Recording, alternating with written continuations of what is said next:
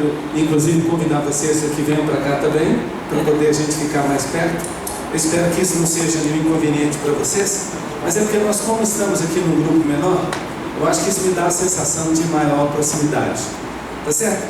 Quantos gostaram das músicas que a Larissa cantou nesta...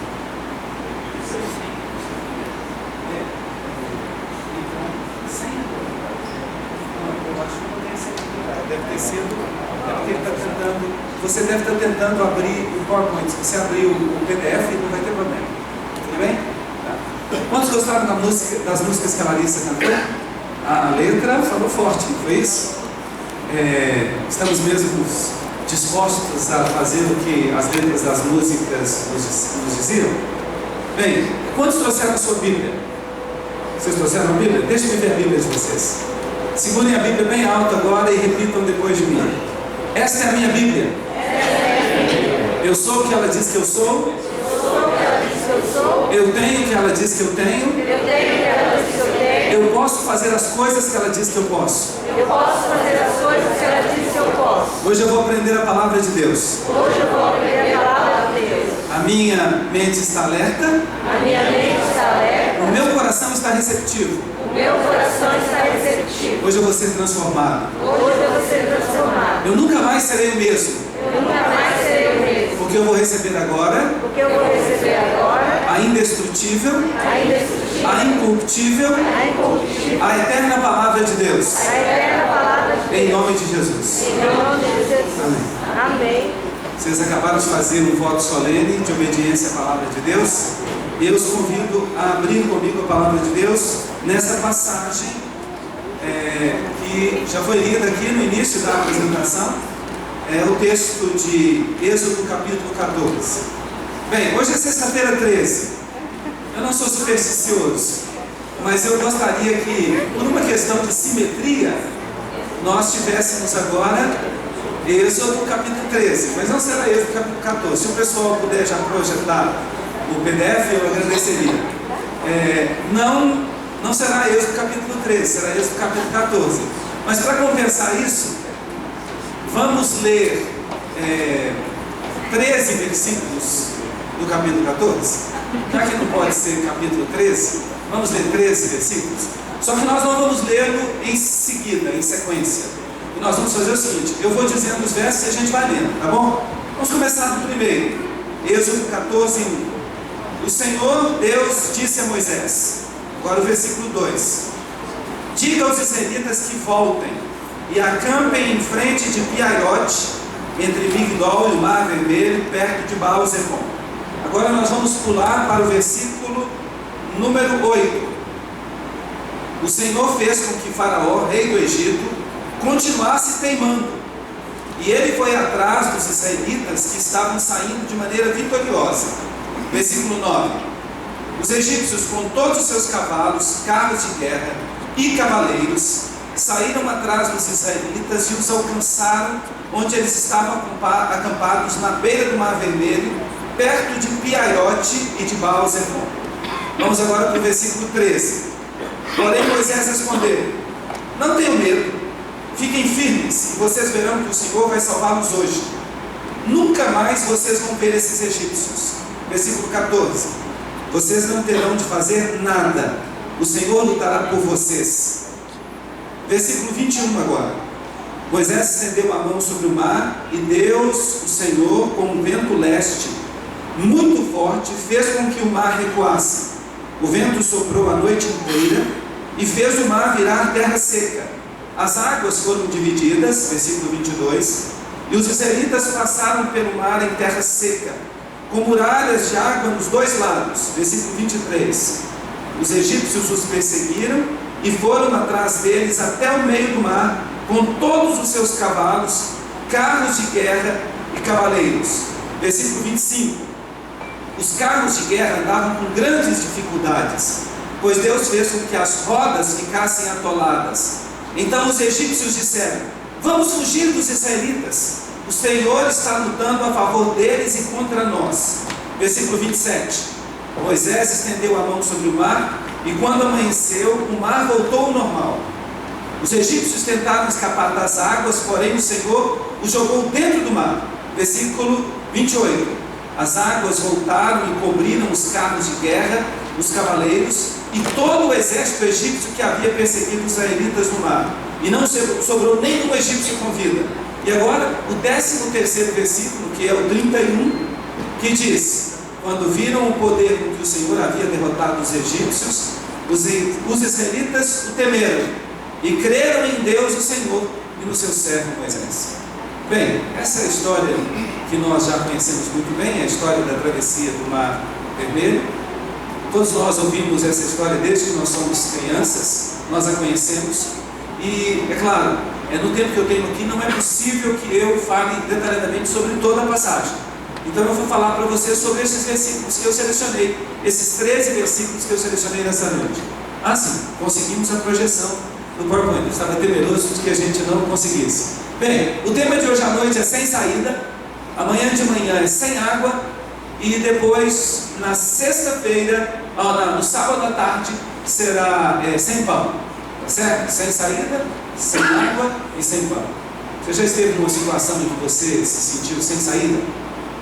Pois é, eu queria falar um pouquinho sobre essa situação. Isso aconteceu com os israelitas. Então, primeiro slide, por favor.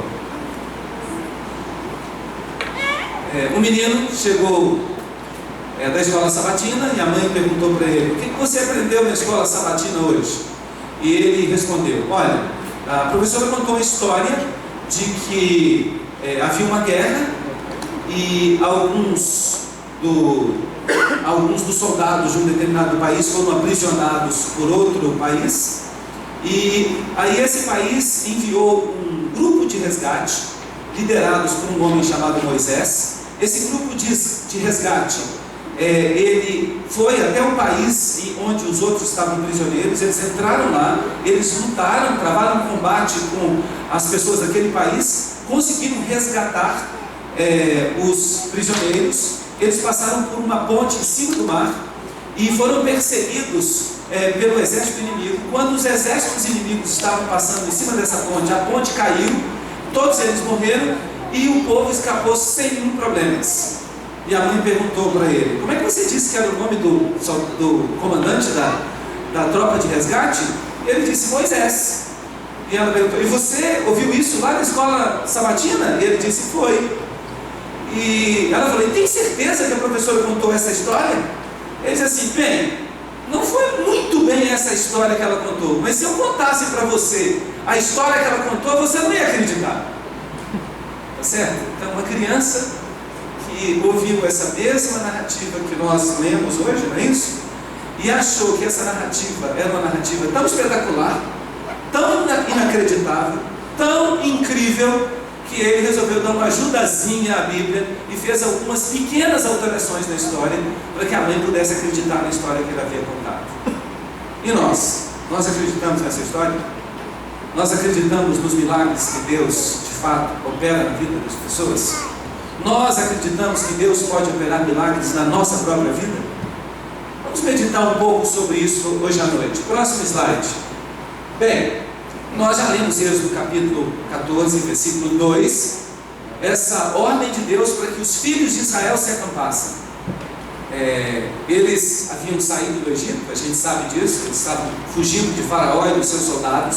Os soldados vieram em seu encalço e Deus simplesmente ordenou aos israelitas que eles acampassem.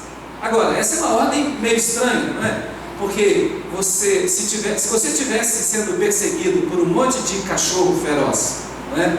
Vários cães, não é? Dobermans e eu não sei muito dessas raças aí muito ameaçadoras de cães, né? Mas eu imagino que vocês conheçam alguns. Pitbull, não é? Outros mencionaram outras raças. Se você estivesse sendo perseguido por esses cães e eles ameaçassem a sua integridade física, e você ouvisse uma vozinha dizendo para você: sente-se no meu filho, sente-se no meu filho, será que você atenderia essa ordem? Foi mais ou menos o que Deus falou, né? Naquela época, o Egito era a nação mais poderosa da terra. Eles seria mais ou menos como que se um exército americano, os soldados americanos, os G.I. Joes, estivessem vindo atrás de você com todo aquele armamento e alguém chegasse para você e dissesse assim: olha, a ordem de Deus é que você se acampe. Tá certo? Então foi essa a ordem que Deus deu. E não somente Deus mandou que eles acampassem, mas Deus mandou que eles voltassem. Eles já tinham corrido um pedaço do trajeto, e ali havia mulheres e crianças, eu imagino que algumas grávidas, eu imagino que alguns velhos, eu imagino que alguns com o joelho machucado, não é isso? Eu imagino que algumas pessoas estavam nessa situação, e a ordem de Deus foi a seguinte: olha, eu sei que vocês já foram aí um bom trajeto nessa fuga, mas voltem e acampem, e se acampem. Não parece que faz sentido, né? Será que de vez em quando você sente também que a sua vida não faz sentido? Que algumas coisas acontecem com você e você fala assim: poxa, mas eu sou obediente a Deus, eu acredito em Deus, eu sou uma boa pessoa, eu não faço mal aos meus inimigos, né? Será que alguma coisa acontece que faz com que você pense assim: peraí, mas tem uma coisa errada, essa ordem de Deus é uma ordem lógica, eu estou aqui, parece que eu estou retrocedendo, parece que eu estou parando, parece que eu não estou seguindo o curso natural da minha vida, parece que Deus está me dando uma ordem que está me fazendo voltar. Aqui nós passamos por experiências assim. Próximo slide. Deu o próximo slide? Parece que é um plano ilógico, né? Se eu chegasse para você e dissesse assim: retire todo o dinheiro que você tem no banco, aquela fortuna, coloque num balde, depois vá ao banheiro, jogue todo o seu dinheiro dentro do vaso sanitário e dê descarga. Você faria isso? Não é esse plano ilógico, não é isso? Ou seja, parece que e de vez em quando Deus vem com esses planos ilógicos para a vida da gente. Deus tem alguns planos para a nossa vida que são bem lógicos. E aí você faz que nem aquela criança da escola sabatina fez. Você reconta a história de Deus. Bem, Deus está me pedindo para pegar esse dinheiro, colocar dentro de um balde, levar para o banheiro, jogar no vaso sanitário e dar descarga. Então, peraí, já sei. O que Ele está me mandando fazer é investir o meu dinheiro num novo banheiro para minha casa. Um banheiro chique, um banheiro com, como é que chama aquela jacuzzi. Quem é que tem jacuzzi no banheiro da casa? Não é isso? Será que Deus está me dizendo? Eu consegui entender, obrigado, Senhor, eu compreendi a sua sabedoria, né? A ordem é para eu construir um novo jacuzzi na minha casa. Mas será? E se o dinheiro estiver atrapalhando a sua vida? E se outra coisa estiver atrapalhando a sua vida espiritual? E se outra coisa a qual você tem muito apego? Eu já falei logo o dinheiro, porque geralmente todo mundo tem apego ao dinheiro, né? Mas e se for outra coisa que estiver atrapalhando a sua vida e Deus falar para você colocar no balde, jogar no vaso sanitário e dar descarga? Será que você vai reinterpretar a história como aquele menino da escola sabatina? Próximo slide, por favor. Bem, não somente Deus deu a ordem para eles voltarem e pararem, enquanto havia um monte de cão pitbull perseguindo, né, porque aqueles egípcios eram como cães pitbulls, mas vejam o lugar onde Deus escolheu para eles pararem. Se vocês fizerem uma análise geográfica daquela região, vocês vão perceber que Deus escolheu o pior lugar para eles pararem. Veja, onde o povo estava, do lado esquerdo havia montanhas intransponíveis. Do lado direito havia um deserto, o deserto da Arábia, intransponível. Na frente, o Mar Vermelho. Alguém já tentou atravessar o mar a nado aqui? O Mar Vermelho à frente. E atrás, o exército inimigo, os pitbulls do Egito, perseguindo aquele povo. Essa era a situação deles. Eles estavam literalmente sem saída. Não havia escapatória. Próximo slide. Bem, plano perfeito para tomar um táxi em segurança. Essa é a minha filha Cris. Ela estava fazendo vestibular, tentando passar na Universidade Federal para Medicina, e ela andou por esse Brasil inteiro fazendo vestibular.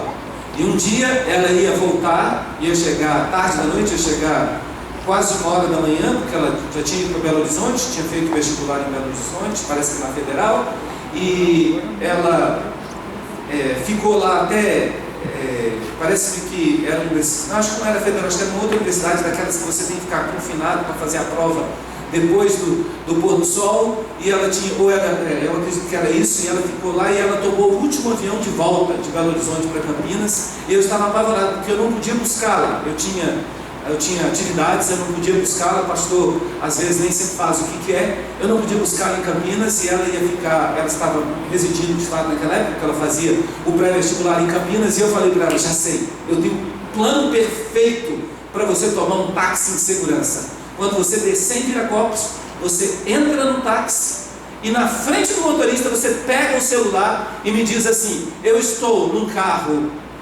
e me diz a marca do carro, cor tal, e o número da placa é este.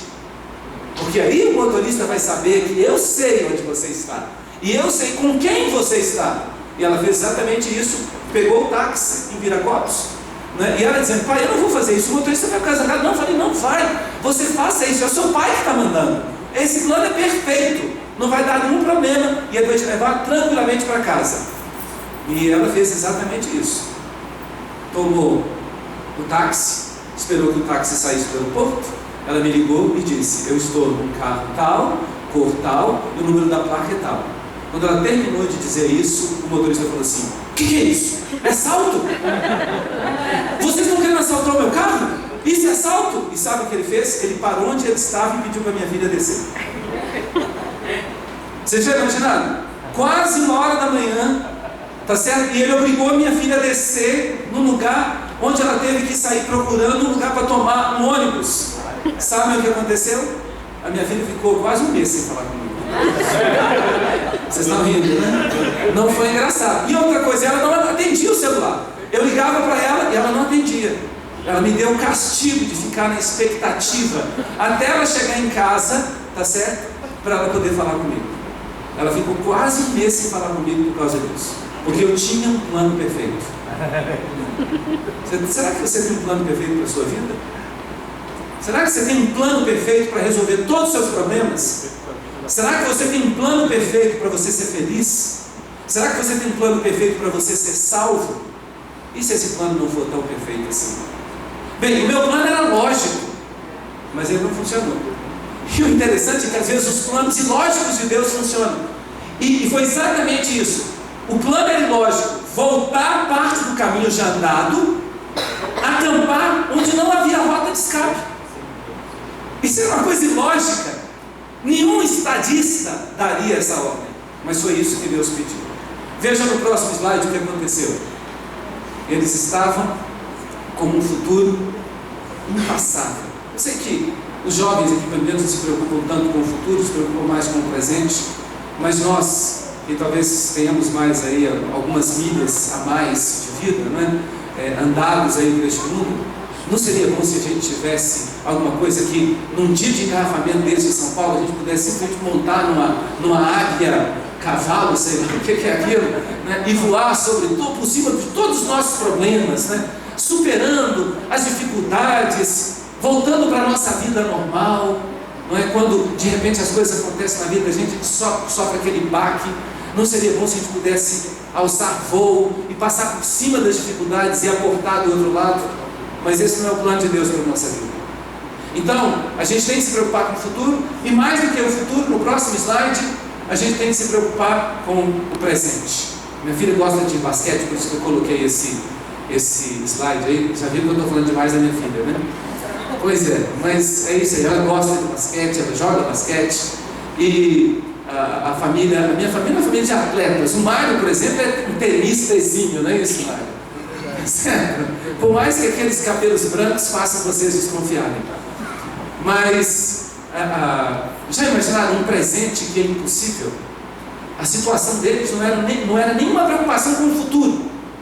Não dava para preocupar com o futuro. A preocupação daqueles israelitas, do povo de Deus naquele momento, era uma preocupação com o presente. O presente deles era impossível, porque eles tinham montanha de um lado, deserto do outro, o mar na frente e um exército atrás. Próximo slide. Mas eu falei do mar, esse slide é para você, tá certo? Olha, Deus é como se fosse um tenista hábil, em que todos os movimentos que ele faz são calculados, e tudo que ele faz é premeditado, tá certo? A posição, o movimento, a decisão, tá certo? Tudo isso que Deus faz é premeditado. Tudo isso tem um objetivo. Mesmo as coisas ilógicas, Deus sabe o que nós necessitamos. Próximo slide. Então Faraó dirá dos filhos de Israel: estão desorientados na terra, o deserto os encerrou. Eles estavam no meio do deserto, e Deus queria que com essa atitude de ir, voltar e parar no pior lugar, Ele queria que isso confundisse Faraó, e que Faraó pensasse que eles estavam todos desorientados, e que isso aumentasse o senso de segurança de Faraó. Porque vocês querem saber o momento em que a gente toma decisões mais infelizes na vida, e as decisões mais erradas da nossa vida é quando nós julgamos que estamos seguros. Se você acha que você está seguro, se você acha que está tudo bem na sua vida, se você acha que você não precisa de Deus e que as coisas estão boas do jeito que elas estão, é quando você se sente seguro que você toma as piores decisões da sua vida. E Deus sabia disso. Próximo slide. Os egípcios perseguiam-nos com todos os seus cavalos e carros e alcançaram-nos. Ou seja, se os egípcios tivessem dúvida, eles não teriam feito um ataque em massa. Mas eles estavam tão certos que eles fizeram um ataque em massa. Todos foram, alcançaram-nos quando eles estavam acampados junto do mar, em frente de Piairote, perto de Baal-Zefon. Os egípcios chegaram. A confrontação era uma questão de tempo agora. Tudo levava a crer que ali haveria um massacre. Era essa a perspectiva dos israelitas, era essa a perspectiva dos egípcios. Próximo slide, por favor. Opções. Quais eram mesmo as opções? Vamos nos lembrar? Porque no outro slide eu não mencionei qual era a outra opção. Havia ainda uma opção. Próximo slide.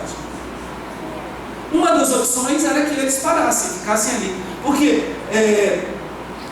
o próprio Senhor disse assim: estai quietos e vede o livramento do Senhor. Eu disse para vocês que Ele havia mandado que eles parassem. Então havia a possibilidade de ter que parar. Havia a possibilidade de eles simplesmente ficarem parados ali e deixar que Deus fizesse tudo, como Deus havia dito. Porque tem horas que Deus manda a gente parar mesmo, e a gente tem que parar. Tem hora que você tem que desligar o celular, tem hora que você tem que se desligar dos seus problemas do dia a dia, porque Deus quer assim. Há momentos em que você tem que parar, ficar quieto e saber que Deus é Deus. E primeiro Deus falou isso para eles: parem. E eles pararam. E estão ali esperando, os egípcios chegando. Já imaginaram a sensação? Os inimigos chegando, se aproximando, e eles parados. Porque tem hora que Deus diz que é para a gente parar. Então quais são as opções? Próximo slide. Ou seja, voltar a encarar o exército, fazer um desvio pelas montanhas, um desvio pelo deserto, ou avançar em direção ao mar, ou ficar parado ali. Humanamente falando, todas essas opções eram impensáveis. Elas não prometiam muito. As alternativas não pareciam boas. Próximo slide. E aí, depois de Deus ter falado para que eles ficassem parados, Deus falou para eles avançarem. Certo? Dize aos filhos de Israel que marchem. E ali temos uma representação da abertura. Moisés levantou a mão, com seu cajado, e as águas partiram e o povo de Deus marchou. Próximo slide. E essa história me faz lembrar a história de Gladys Aylward. Era uma missionária na China, viveu vários anos na China, até que o comunismo iniciou com Mao Tse-tung e outros líderes comunistas. Eles começaram a perseguir os cristãos. Ela dirigia um orfanato, obviamente ela trabalhava com crianças. Vocês podem encontrar a história num livro que conta a história da vida dela. Ela foi uma missionária muito dedicada a Deus. Ela fez muitas coisas boas lá na China. Mas depois que ela já estava nesse orfanato há muitos anos tratando das crianças chinesas, e ali está uma fotografia das crianças com as quais aconteceu a história que eu vou mencionar para vocês agora. Quando o comunismo começou na China, a ordem foi para matar todos os cristãos. Resultado: ela estava com aquelas crianças e ela sabia que o exército estava vindo para poder matar as crianças. Ela estava na mesma situação dos israelitas lá no deserto. sabendo que o exército estava se aproximando e que o exército ia fazer uma matança. E ela chamou as crianças, reuniu as crianças, e ela contou a situação, e ela disse: gente, vamos orar a Deus, eu não sei o que fazer, dizendo para as crianças, eu não tenho nenhuma esperança para dar para vocês, o exército está chegando, eles vão nos fazer mal, eu não posso falar nada para vocês. E as crianças falavam assim: vamos para as montanhas, vamos atravessar as montanhas. Mas já imaginaram qual seria a alternativa, a possibilidade de que um grupo de crianças pudesse atravessar as montanhas daquela região lá do lado do Tibete? Vocês sabem que são montanhas altas, escapando da perseguição de um exército contratado para matá-las. Qual seria a possibilidade de elas serem bem-sucedidas? E a Gleiris disse para eles: isso é impossível que vocês querem. E aí as crianças falaram para ela: mas Deus não abriu o mar vermelho para os israelitas quando os egípcios estavam perseguindo? Deus pode abrir as montanhas para a gente. E a Gleiris respondeu para as crianças: mas eu não sou Moisés. E as crianças responderam para ela: mas Deus é Deus. Já imaginaram? Ou seja, ela não era Moisés, e ela estava certa. Não era uma professora que nunca tinha atravessado montanhas e que não tinha nenhuma condição de ajudá-los a sobreviver numa travessia de montanhas geladas como essas montanhas do Tibete são muitas vezes. Mas quando as crianças falaram isso para ela, Deus ainda é o mesmo Deus. Ela decidiu pegar as crianças pela mão e ela conseguiu atravessar. E se vocês quiserem ouvir um relato emocionante de uma aventura de fé, leia o livro dela, que realmente é um livro fantástico e que conta muito detalhadamente o que aconteceu. Mas a verdade é que ela conseguiu salvar as crianças. Será que você está imaginando hoje aqui comigo que, pastor, você está falando, você não conhece a minha vida? É muito fácil para você falar assim, abstratamente, de problemas. É muito fácil você vir aqui contar a história de Moisés. Mas eu não sou Moisés. Você pode estar me dizendo: mas e se eu respondesse com a sabedoria daquelas crianças? Sim, vocês não são Moisés, mas Deus e Moisés ainda é o mesmo Deus. Amém. O mesmo Deus que abriu o mar vermelho é o Deus que conseguiu abrir as montanhas do Tibete para aquelas crianças passarem. E é o Deus que quer atuar na sua vida, se você permitir. Próximo slide. Esse é o pastor batista John Henry, e ele gosta de estatística. E ele fez um cálculo e imaginou que 1 milhão de israelitas estariam atravessando o mar vermelho. A gente sabe que o número é maior do que este. Acertaram 600 mil homens. Mas para fazer uma coisa assim ficar fácil de organizar o cálculo, ele calculou como se 1 milhão de pessoas estivessem atravessando. Como ele trabalha com estatística, ele fez o cálculo da distância, ele fez o cálculo das filas, e ele chegou à seguinte conclusão: atravessando o mar vermelho em 2 filas de 1.200 quilômetros, 1 milhão de pessoas levariam 35 dias. Para que 1 milhão de pessoas atravessassem o mar vermelho em apenas uma noite, seriam necessárias 5 mil filas. Já imaginaram que organizar esse pessoal? 5 mil filas para atravessar o deserto? E a Bíblia diz que eles atravessaram o mar vermelho em uma noite. Uma noite. Já imaginaram? Já imaginaram a dificuldade dessa empreitada? Enquanto o inimigo está chegando, você dizer: formem filas, nós vamos precisar de 5 mil filas. Foi isso que eles fizeram. Próximo slide. É impossível. Se você me dissesse, se alguma criança aqui dissesse que hoje ali fora parou um disco voador do lado dela, ela bateu uma foto do disco voador, acho que eu teria mais condições de acreditar, que você tivesse visto de fato um disco voador, do que acreditar que era possível que 1 milhão de pessoas formassem 5 mil filas numa única noite para atravessar o mar vermelho. Mas é isso que a palavra de Deus nos conta. Então, vocês podem riscar essa palavra impossível do seu dicionário. Eu tenho algumas palavras que eu já risquei do meu dicionário. Se vocês forem lá em casa, uma hora que vocês chegarem lá, o Mário que vai lá, ele pode chegar um dia e falar assim: eu queria ver a palavra desistir do seu dicionário. Ele vai descobrir que eu risquei essa palavra no meu dicionário. Na palavra desistir não está no meu dicionário. Eu risquei essa palavra. Eu acho que eu vou fazer, quando chegar em casa,